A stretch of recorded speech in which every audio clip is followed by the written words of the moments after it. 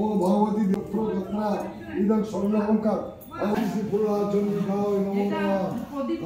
চলো আজ তোমাদের সবাইকে আমার সাথে সাথে নিয়ে যাব ৫১ পীঠের এক সতীপীঠ লাভপুর ফুল্লরা মায়ের মন্দিরে। তো ওই যে দূরে দেখতে পাচ্ছ হলুদ রঙের একটি শাড়ি পরিহিতা মহিলা হেঁটে আসছেন, হ্যাঁ হ্যাঁ ওটাই আমি।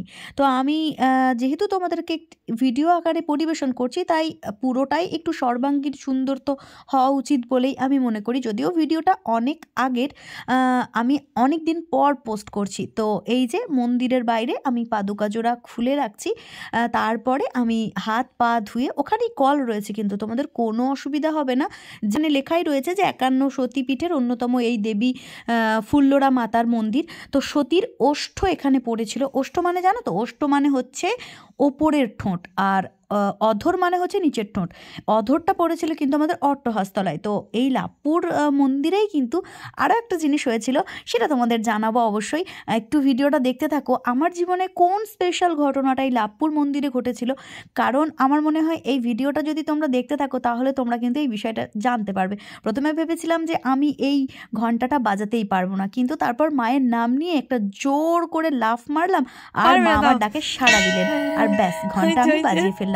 এটাই হচ্ছে খুব আনন্দের বিষয়। তো প্রত্যেকটা জিনিস পাই টু পাই আমি সেদিনকে অনেকটা সময় নিয়ে দেখেছিলাম, কেননা এই যে ভিডিও বানাবো সেই কারণেই। আর তাছাড়া লাভপুরের মন্দির আমি প্রায়ই যাই, কেননা বাড়ির খুব কাছে। তো অন্যদিন এইভাবে ভিডিও বানানো হয় না। আর সেদিন ভেবেছিলাম যে তোমাদের প্রত্যেকের সঙ্গে সুন্দরভাবে শেয়ার করব। তো সেখানে গিয়ে অনেক মানুষের সাথে দেখা হয়েছিল যারা আমার ভিডিও দেখতে ভীষণ পছন্দ করেন। তো এটা হচ্ছে সতীঘাট। এইখানে কিন্তু মানে দেবী মায়ের অনেক অনেক ঘটনা, যেমন শাঁখা পড়ার ঘটনা, স্নান করার ঘটনা, অনেক গল্প আছে। সমস্ত গল্প কিন্তু আমি বলে দেব না, কেননা আমি যদি বলে দিই তো সেই কিউরিয়াসিটিটা তোমাদের মধ্যে থাকবে না এবং তোমরা হয়তো ভিডিও দেখেই ছেড়ে দেবে আর আসবে না। আমি চাই যে তোমরা নিজেরা এসে এখানটা দর্শন করে যাও। তো এর কিছুদিনের মধ্যেই কিন্তু এই মন্দিরের যে চত্বরগুলো দেখতে পাচ্ছ পুরো টাইলস বসিয়ে সুন্দর করে দেওয়া হয়েছে, একদম সেই দর্শনীয় মানে স্থানের মতন। তো ওখানে গিয়ে আমি দেখলাম দুটো সুন্দর করে মানে নাচের ভিডিও, গানের ভিডিও করে নেওয়া যাক। তো যতই হোক মেয়ে মানুষ বলে কথা, একটু সাজতে গুছতে তো মেয়েরা পছন্দই করে। আমিও সেই তোমাদের মতনই মেয়ে, চিন্তা করো না। তো এই যে সুন্দর করে সাজানো রয়েছে, প্রতিটাই কিন্তু আমাদের এখানকার যিনি বিধায়ক রয়েছেন ওনারই অনুপ্রেরণায় বা ওনারই সহযোগিতায়।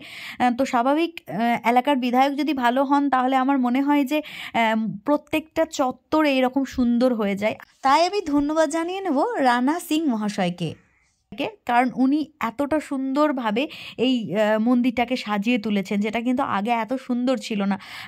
তার মানে ভেবো না আমি কোনো পার্টির লোককে এখানে বাহবা দিতে এসেছি, কেননা যিনি সমাজের জন্য ভালো কাজ করবে তিনি যে পার্টিরই আন্ডারে হোক না কেন তাকে ধন্যবাদ জানানো জনগণ হিসেবে আমার কর্তব্য। তো যাকগে ওই বিষয়টা আমি ছেড়ে আসছি। এই যে মন্দির চত্বরটা তোমরা দেখতে পাচ্ছ, এখানে পুরোটাই টেরাকোটার কাজ দিয়ে তৈরি করা হয়েছে এবং মন্দির কিন্তু বহু বছরের পুরনো।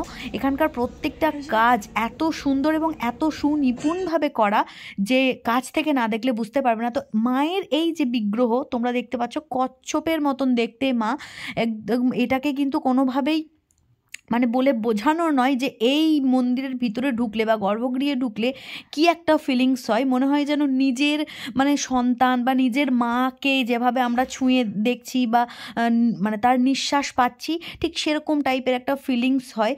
মায়ের প্রতি প্রতিটি ভক্তদের ভীষণ রকম আস্থা রয়েছে।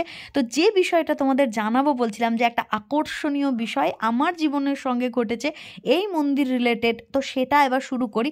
সেটা হচ্ছে আজ থেকে প্রায় 10-11 বছর আগে, অর্থাৎ 2014 সালে আমি যখন উচ্চ মাধ্যমিক পরীক্ষা দিই তখন আমার মানে বিয়েটা হয়েছিল এবং আমার বিয়ে কিন্তু এই মন্দিরে এই মায়ের সামনে হয়েছিল এবং যে পুরোহিত আমাদের বিয়ে দিয়েছিলেন সেই পুরোহিত কিন্তু এখনও এই মন্দিরে সেবায়েতের কাজ করেন। তো আমি যখনই মন্দিরের গর্ভগৃহে ঢুকি তখনই আমি কপালে সিঁদুর ঠেকাই এবং শাখাতে নোয়াতে আমি সিঁদুর লাগিয়ে নিই, কারণ আমি মনে করি যে এই মন্দিরটাই হচ্ছে আমার মায়ের মায়ের বাড়ি, মেয়েদের বিয়ে যেহেতু মায়ের বাড়িতে হয়, আমার বিয়েও এখানে হয়েছিল, তাই এটাই আপাতত আমার মায়ের বাড়ি, মানে দৈবিক মায়ের বাড়ি যাকে বলে। তাই সেখান থেকে যতবার যাই সেখান থেকে আমি সিঁদুর উপহারে পাই। মন্দিরের যারা সেবায়েত রয়েছেন তারা আমাকে বিশেষভাবে চেনেন, ভালোবাসেন, তারা কিন্তু আমাকে যাওয়ার সময় দিয়েই দেন। তো এটা হচ্ছে আমার কাছে ভীষণ রকম আশীর্বাদ। তারপরে এই যে দেখতে পাচ্ছ খেতে বসেছি। তো এই খাওয়া সম্পর্কেও একটা কথা বলে নিই, তোমরা যেন ভেবো না যে মন্দিরে গেলে মানে কি খাবো, কোথায় থাকবো। এখানে সমস্ত রকম ব্যবস্থা আছে। এই ভোগটা মাত্র 40 টাকার বিনিময়ে মানে পেট ভরে প্রতিটি ভক্তকে দেওয়া হয়। তো আমরাও সেদিনকে ভোগ খেয়েছিলাম, এত অসাধারণ সুস্বাদু হয়। মায়ের নামে ভোগ বলে কথা। তো তোমরা করে দিও, কেননা তোমরা ভিডিওটা দেখলে অবশ্যই ভক্তর কাছে পৌঁছবে আর তারা আসবে।